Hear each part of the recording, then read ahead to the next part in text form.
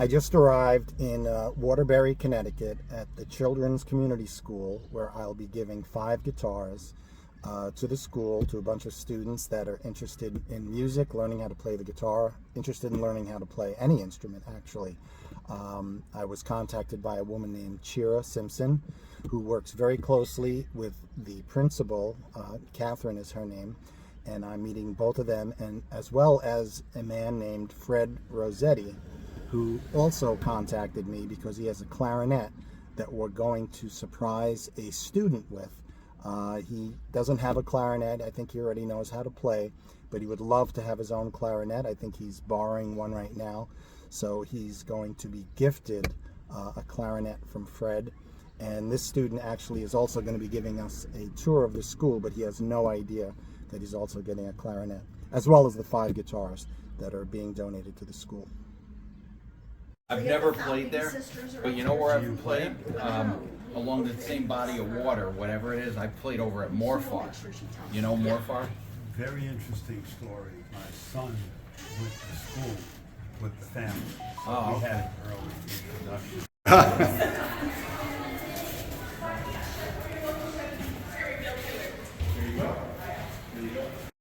I have a nonprofit that raises money to get guitars to children, and I see that you people love guitars here. So I have 5 guitars because Chira got in touch with Principal Catherine, and now I'm here with Eric, my co-worker, who everyone thinks he's Michael Jordan. So if you want to ask me for his autograph, Michael Jordan was a basketball player probably before you guys were born. But anyway, we're here from a company called Base Technologies. The owner gave all of us a certain amount of money to donate, to give back, and I've decided to give back by buying guitars for kids.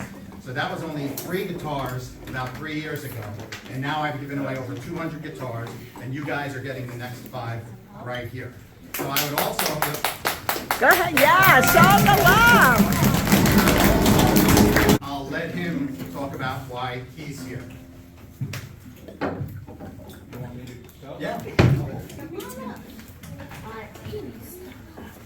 Oh, no, you can do that. The reason I'm here is I have this uncle. He's 94 years old. He's my mother's brother. And he never married, and so he has no children. And so, unfortunately, about 5 or 6 years ago, he lost his eyesight. So I take care of him. And my uncle is, other than not being able to see, he's healthy as can be. There's no doubt in my mind he's going to live to beyond 100 years old. And he had one love in life, and that was he loved playing musical instruments. His favorite instrument was the clarinet. But as he got older, he lost the ability to play because he just didn't have the lung capacity. Joel, you played a clarinet, right? Isn't it hard to play from a breathing standpoint? Yeah, I've never played, so I wouldn't know. He had a number of clarinets in his life, but his favorite one that he had at the time he lost his eyesight was a famous clarinet that he got in 1976. And about 3 years ago, he told me, can you donate the clarinet to a museum? And I said, well, that would be a really nice thing to do, so people can go and look in a glass case at this clarinet and never be able to touch and play it, or else we can find somebody to play it. And so I spent 3 years looking for somebody, because nobody plays the clarinet anymore. It's a dying instrument from the standpoint of people being interested. They love guitars, violins, pianos, drums. And Vincent sent an email out, what, 2 or 3 months ago? Yeah, just about 3 months ago, yeah. About his guitar program. So I contacted him and said, you know, if I had a clarinet to give out, is there a home we can give it to? And he said, I have no idea. You know, he goes, I only deal in clarinets, but let me look. And I guess some way or another, he and Chira connected, and she has her program. And so he contacted me and he told me where I might be able to donate the clarinet. So that's what brings me here today. So I brought with me the clarinet, and unfortunately I'd love to give it to everybody in this room, but there's one particular person in this room who plays the clarinet. So we're going to give this clarinet to Joel.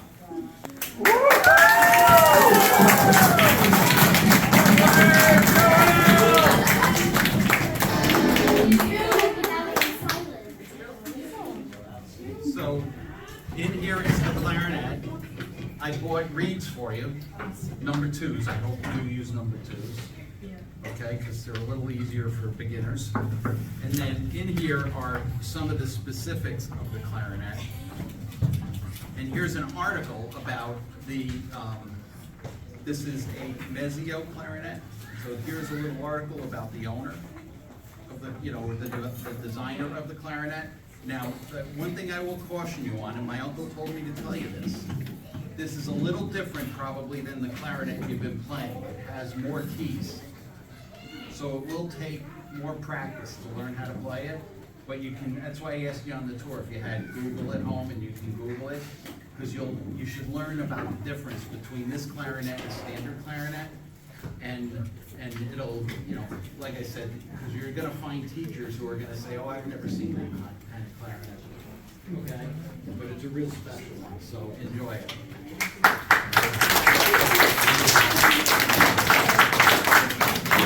We want to go back to jazz.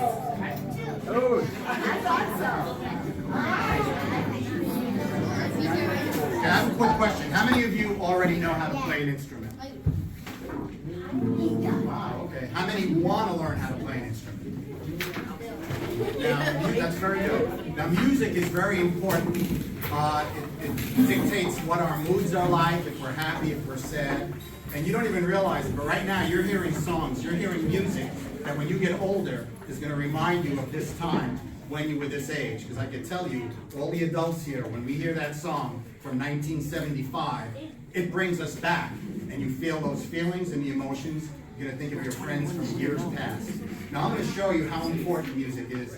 And I'm going to have you help me sing a song that you probably never heard before. It's by Warren Zevon. So you're going to help me sing it and you'll see.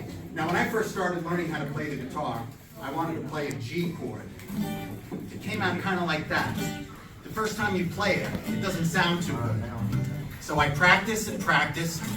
And oh, my hands are hurting, my fingers. And then all of a sudden, I hit that G chord, and it rang out like that. The first time I did that, after going, you hear the difference? Now that's with practice. The more you practice, the easier it gets, and that's a G chord.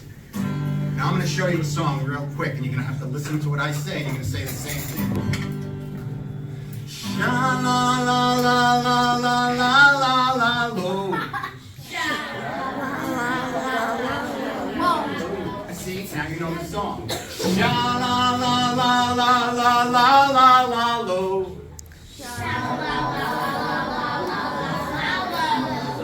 Okay, one more time, I know you can do better.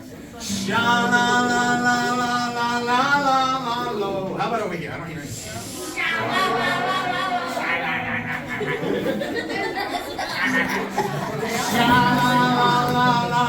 la la lo.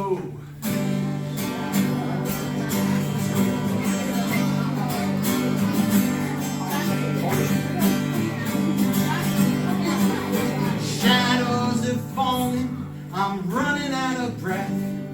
Keep me in your heart for a while. If I leave you, it doesn't mean I love you any less. Keep me in your heart for a while. When you get up in the morning and you see that crazy sun, keep me in your heart for a while. There's a train leaving nightly called when all is said and done. Keep me in your heart for a while. Now I need help. Sha la la la la la la la la lo. Keep me in your heart for a while. Sha la la la la la la la la lo. Keep me in your heart for a while.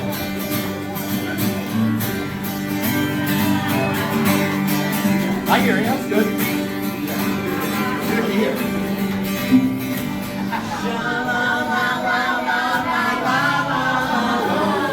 That's it. Sometimes when you're doing simple things around the house, baby, you'll think of me and smile. These wheels keep turning, but they're running out of steam. Keep me in your heart for a while. Sha-la-la-la-la-la-la-la-la. Keep me in your heart for a while. Here. La-la-la-la. Keep me in your heart for a while. Sha-la-la-la-la-la-la-la. Keep me in your heart for a while. You like to laugh, don't you? Sha-la-la-la-la-la-la-la. Keep me in your heart for a while. Give yourselves a round of applause.